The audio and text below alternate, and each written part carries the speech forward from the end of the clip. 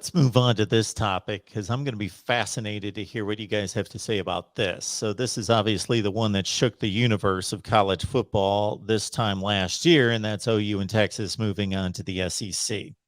All right. So, you guys can just take on all the narratives here because it's basically, does Oklahoma benefit from going to the SEC? Obviously, money, attention, preference given to the team. If there's a struggle to get into a college football playoff spot, they're going to be given, um,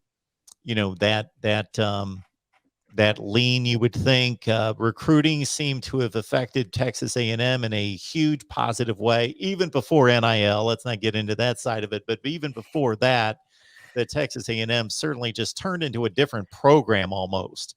Didn't really reflect on the field. They still went 8-4 and 7-5, but just seemed like the attention given to Texas A&M again, even before NIL, was that they're suddenly this elite program. Oklahoma's obviously already there, but just the move to the SEC, what you think it means to the program, good and bad, and what you would like to see come of this scheduling situation in regards to pods or divisions, or what that should look like.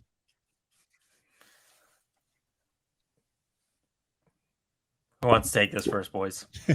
So I think overall as a whole, and something we've talked about for the team, the long-term outlook of the team, everything, kind of as you mentioned, I think it's very good for us. We talk frequently on our show about I think the move to the SEC is going to help us in terms of recruiting, not only because you're playing in the biggest, toughest conference, whatever. You're drawing these Alabamas, these Georgias weekly. It's gonna be so cool to have the Crimson Tide rolling to Norman for the first time, if that, when that happens, and it's just gonna be rocking. But like, I think avoiding these 11 a.m. kickoffs that we seem to get strapped with every single week, regardless of opponent, is going to help in terms of recruiting. We're going to have more eyes on our games now.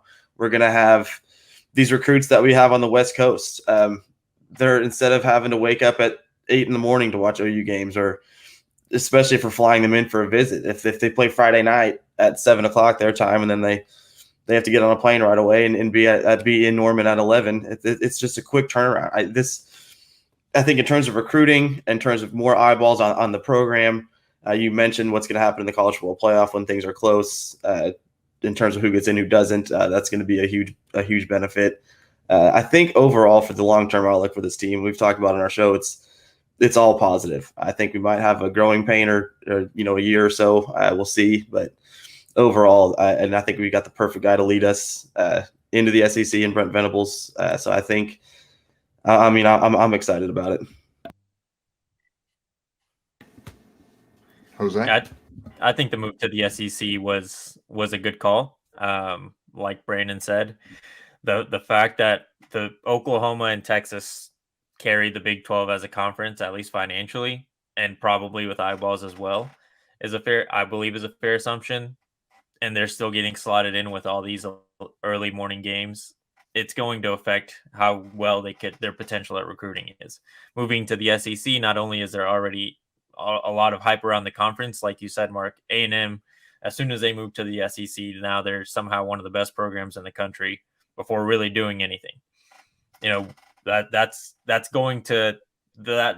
Oklahoma and Texas are already seen as big brands, and Oklahoma is already one of the best programs in the country right now.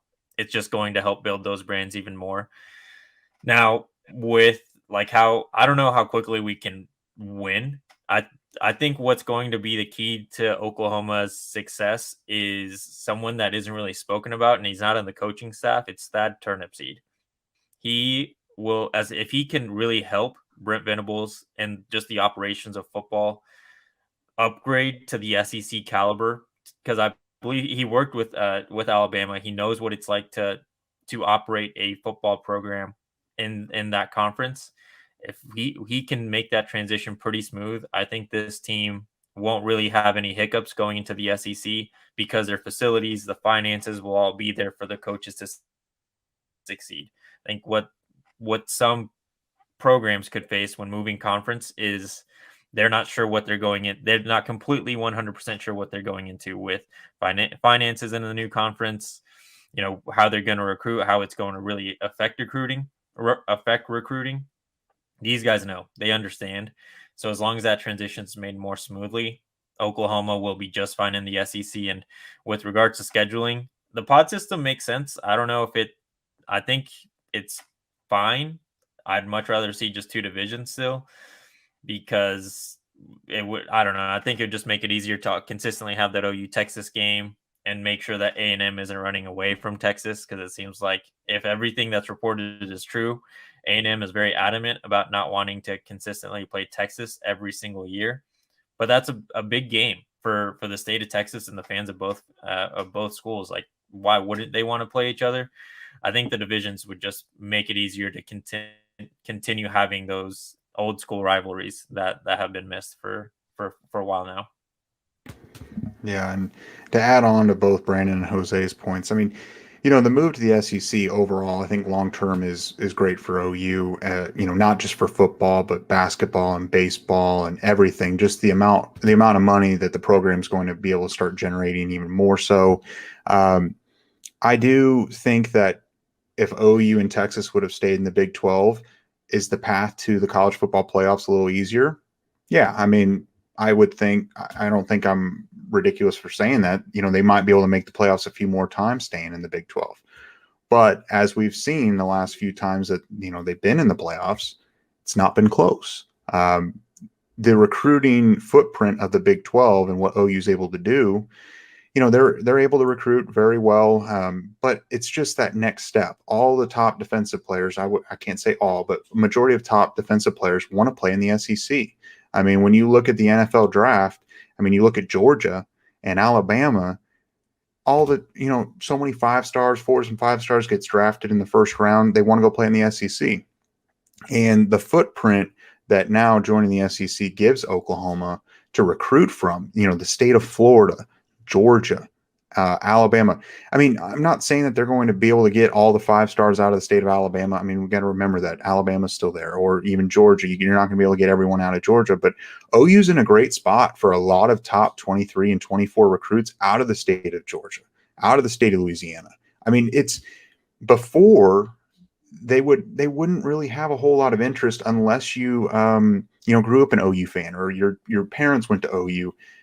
Why would you want to go play in the Big 12? And then also you're never able to come home and play in front of your friends and family.